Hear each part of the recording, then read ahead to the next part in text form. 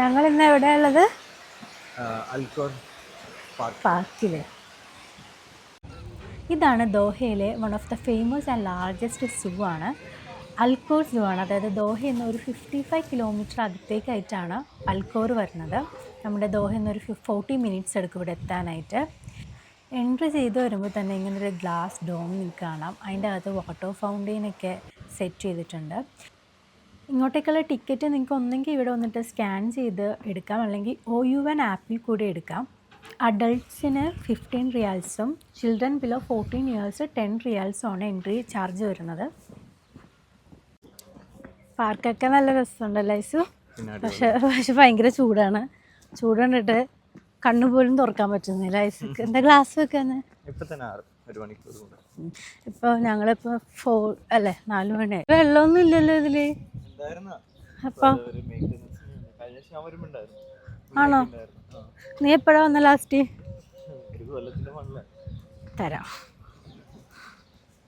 വെള്ളമൊന്നുമില്ല, എല്ലാം വച്ച് കിടക്കുന്നത്. ഓൾമോസ്റ്റ് 60 ഏക്കേഴ്സിലാണ് ഈ എൻ്റെ പാർക്കുള്ളത്. പാർക്കിൻ്റെ അകത്തേക്ക് കയറി കഴിഞ്ഞാൽ ഫുൾ ഗ്രീനറി ആണ്. പിന്നെ കുറേ വൈൽഡ് ആനിമൽസും കിഡ്സ് പ്ലേ ഏരിയ ഒക്കെ ആയിട്ട് നല്ല രസമാണ് ഇതിൻ്റെ അകത്തേക്ക് കയറി. ഇടയ്ക്കിടയ്ക്കായിട്ട് ഫുഡ് ഔട്ട്ലെറ്റ്സും സീറ്റിംഗ് ഏരിയ എല്ലാം ഇതിൻ്റെ അകത്ത് തന്നെ ആയിട്ട് ഇവർ കൊടുത്തിട്ടുണ്ട്.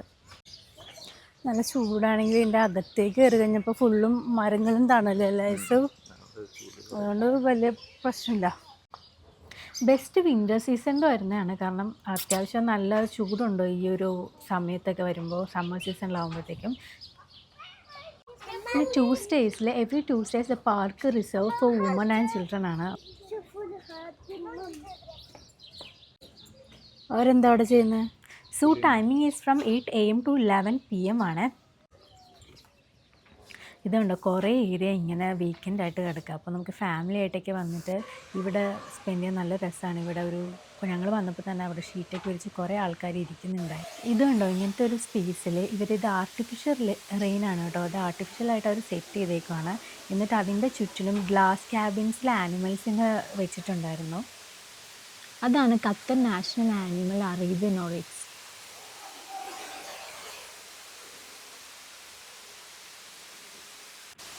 ഇതിൽ കുറേ എണ്ണത്തിലൊന്നും ആനിമൽസ് ഇപ്പം ഇല്ല കേട്ടോ. ആദ്യം എനിക്ക് ഒരു 5-6 ആനിമൽസ് ഉണ്ടായിരുന്നുള്ളൂ ഈ ഗ്ലാസ് ക്യാബിൻസിൽ. ബാക്കിയൊക്കെ ഇങ്ങനെ ഒഴിഞ്ഞ കിടക്കുമായിരുന്നു.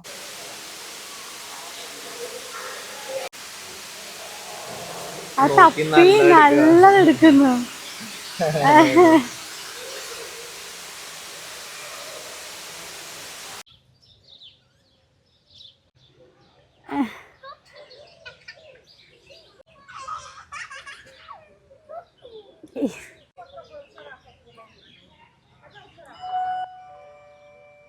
ഇത് കണ്ടോ, ആവശ്യത്തിലേറെ സീറ്റിംഗ് ഒക്കെ ഇവിടെ ഉണ്ട്. പക്ഷെ ഇവിടെ ആരും ഇല്ലാത്ത അത്രക്ക് ചൂടാണ്. ഇവിടെ ആർക്കും വന്നിരിക്കാൻ പറ്റില്ല ഈ സമയത്ത്. നിന്നെ പോലെ മണ്ടനാളോളാ മണിക്കൂറാണ് അത് വെച്ചോണ്ടിരിക്കുന്നത്. ബാബു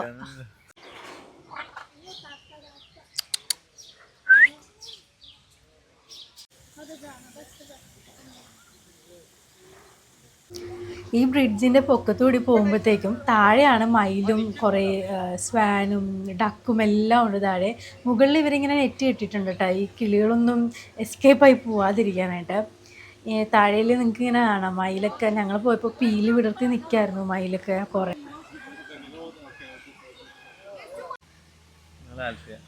ആൽഫ എൻ്റെ ബാഗും പിടിച്ച് നിൽക്കണോ?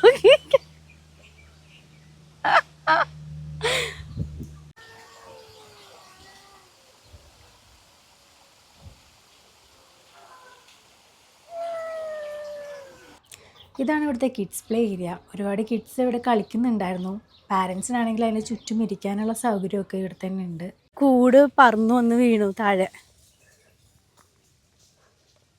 സെക്കൻഡ് വേണമെന്നത് അത് ഞങ്ങളെടുത്ത് വീട്ടിൽ കൊണ്ടുപോവാ. എന്താ വഴി പോകുന്നത്? ഈ ട്രെയിൻ കണ്ടോ? ശരിക്കും പറഞ്ഞാൽ നമുക്ക് ഈ ട്രെയിനിൽ കയറിയിട്ട് പാർക്കിന് ചുറ്റും ഒരു റൈഡൊക്കെ പോവാം. പക്ഷെ ഞങ്ങൾ വന്ന ദിവസം ഇതെന്തോ വർക്കിംഗ് കണ്ടീഷനിലല്ല എന്ന് പറഞ്ഞു. അതുകൊണ്ട് റൈഡ് പോകാൻ പറ്റിയില്ല.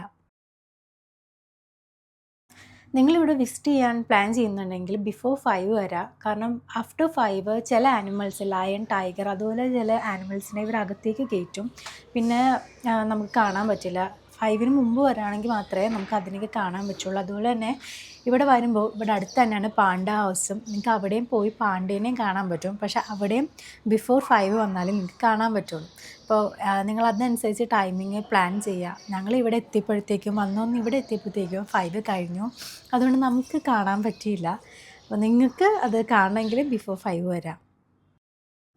പാണ്ടേനെയും ടൈഗറിനെയൊക്കെ കാണാൻ ഞങ്ങൾ ഒന്നുകൂടി വരുന്നുണ്ട്. പക്ഷേ ഇപ്പോഴത്തെ വീഡിയോ ഇത് ഇത്രേ ഉള്ളൂ. അതൊക്കെ ആയിട്ട് നമുക്ക് അടുത്ത വീഡിയോയിൽ കാണാം. അപ്പോൾ അത്രേ ഉള്ളൂ. ബൈ.